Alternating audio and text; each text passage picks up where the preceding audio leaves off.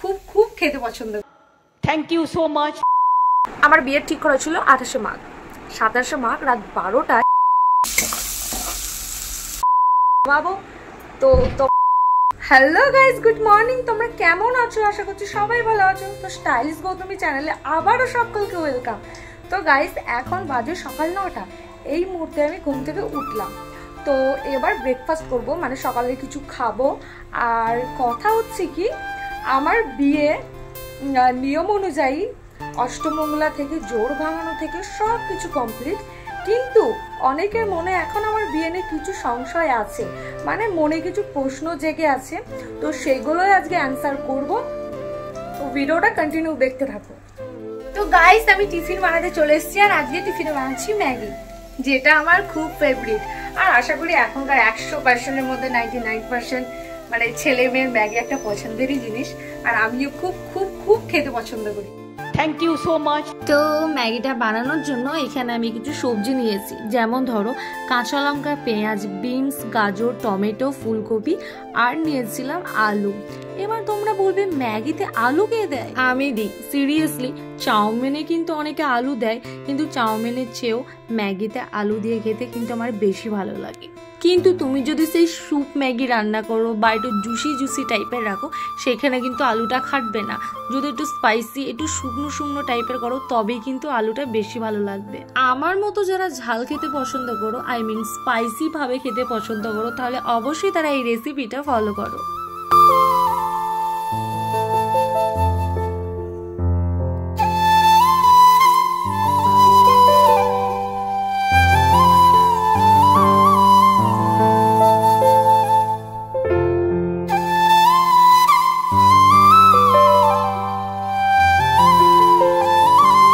শ্বশুরমশাই কাজে চলে গেছে চাটা খেয়ে, আর মা একটু বাজার দিকে গেল। সানিও বেরিয়েছে অফিসে। ও আজকে একটু সকাল সকাল বেরিয়ে চলে গেছে, তার জন্য আমাকে টিফিনটা বানাতে হচ্ছে। না তো সকালে টিফিন সানিই করে বেশিরভাগ, তো আজকে আমাকেই করতে হচ্ছে। এ মা, যাই হোক, ম্যাগিটা নামাতে হবে। এই যে গাইস আমার ম্যাগি। টমু, ও টমু, তুমি ম্যাগি খাবা?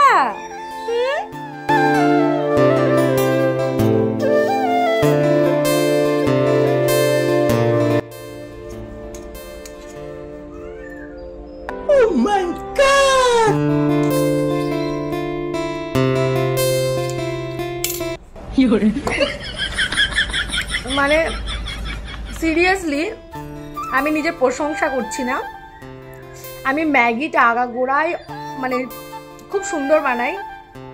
আজও কিন্তু খুব টেস্টি হয়েছে, একদম দারুণ হয়েছে। সানি থাকলে খেয়ে আমার নাম করতো। অবশ্য আমার নাম করতো না, আমি যত ভালোই জিনিসই বানাই কখনো আমার প্রশংসা করে না। যত ভালোই আমি সাজি গুজি, কখনো আমার প্রশংসা করে না। বদমাইশ একটা।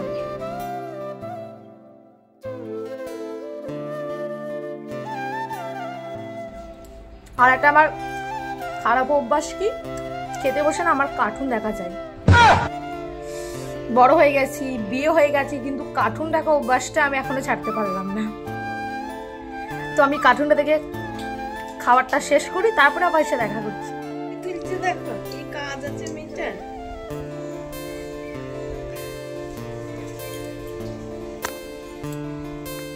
মা তো আর ব্লগের সম্বন্ধে, ভিডিওর সম্বন্ধে কিছু জানেন না, বোঝেন না।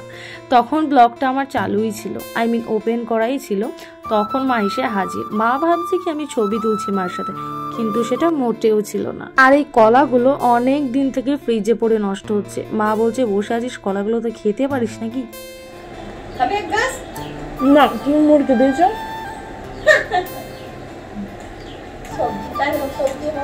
প্রথম দিক থেকেই মিষ্টি জিনিসটা আমি একদমই পছন্দ করি না, আর মুড়ির সাথে কোনো রকম মিষ্টি জিনিস একদম নট অ্যালাউড। যাই হোক, দাঁড়িয়ে দাঁড়িয়ে মা রান্না করছিল, আর আমি বসে বসে পা দুলিয়ে গল্প করছিলাম।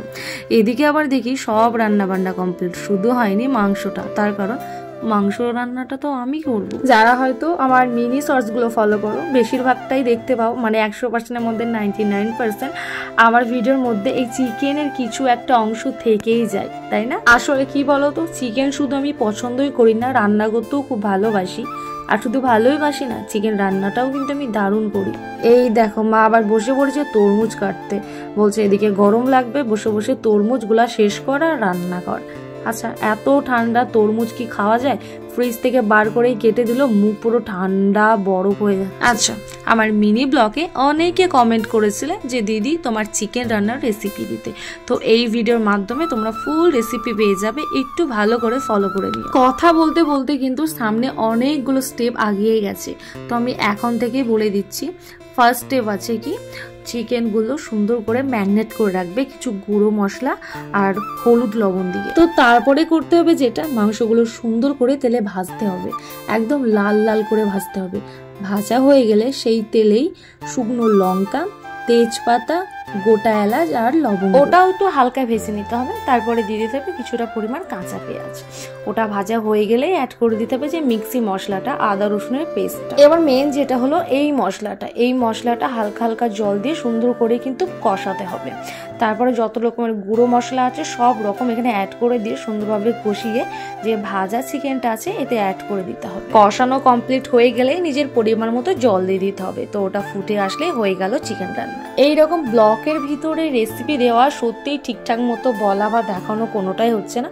কোনো এক সময় সিঙ্গেল পার্টে তোমাদের সুন্দর করে রেসিপি সব রকম বুঝিয়ে দেখিয়ে দেবো। আর কখনো যদি মুরগির মাংস রান্না হয় আমি কিন্তু কষানো না খেয়ে ছাড়ি না, সেটা আমার নিজের বাড়ি হোক, আমার রিলেটিভের বাড়ি হোক বা আমার শ্বশুর বাড়ি। এখানে এই মাংস কষানো মাত্রই কিন্তু আমি 2 পিস তুলে নিয়েছিলাম, সেটাই এখন বসে বসে খাচ্ছি। এবার স্নান টান করবো, স্নান টান করে আসছি। এই যে স্নান টান করে কিন্তু আমি চলে এসেছি। আর প্রত্যেক দিনের মতোই স্নান করতে কিন্তু আমি প্রচুর লেট করি। কি বলবো, সেই কুড়োমো গিরে করে না উঠতে আর মনে হয় না বসে থাকতে থাকতে। মা খালি বলেই যায় কিরে ওর কটা বাজে বলে এই তো সবে 12টা বাজলো, এই সবে 1টা বাজলো, 2টো বাজলো, এখনো কিন্তু 2:30টা বাজে। তো যাই হোক, এবার সুন্দর করে মুখটুক ফিনিশিং করে মাথা ফাতা হাঁস দিয়ে সুন্দরভাবে সিঁদুর পরে চলে যাব খেতে।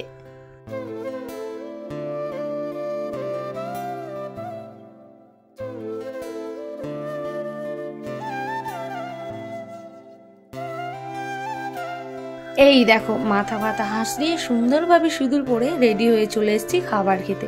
এদিকে মা তো পুরো খাবার টাবার বের করে রেডি করে ফেলেছে। আর আমার শ্বশুর মশাই আর শাশুড়ি মা মাংস খেতে একদমই পছন্দ করে না বলতে কি বলতো, মানে সেই হয়তো 100-এর মধ্যে হয়তো 5% এইরকম, মানে নামে 2-1 কুচি মুখে দেয়। চিকেনটা একদমই ভালোবাসে না, ওরা মাটনটা ভালোবাসে।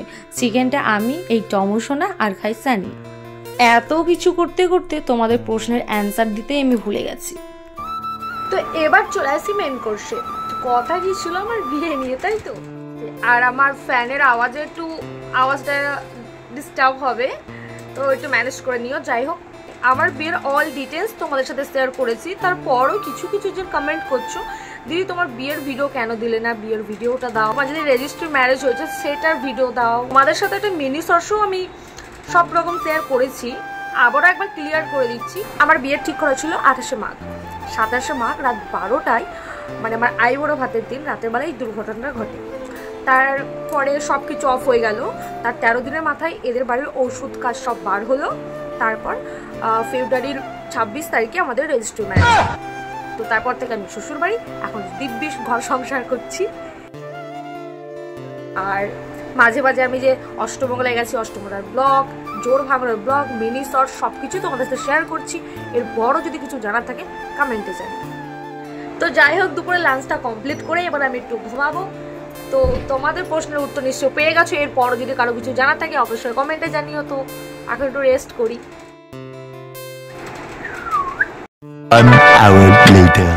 ঘুম থেকে উঠতেই আমার প্রচুর লেট হয়ে গেছিলো, তার কারণে আমি তোমাদের সাথে কোনো রকম স্কিপ শেয়ার করতে পারিনি। তো এখন বাজে রাত 10টা, এখন আমি ঘুমোবো। তো ভিডিওটা আজকে এই পর্যন্ত। ভিডিওটা ভালো লাগলে অবশ্যই একটা লাইক এবং সাবস্ক্রাইব করে দিও। আর আমার চ্যানেলে যদি কেউ নতুন হয়ে থাকো চ্যানেলটা অবশ্যই সাবস্ক্রাইব করে রেখো।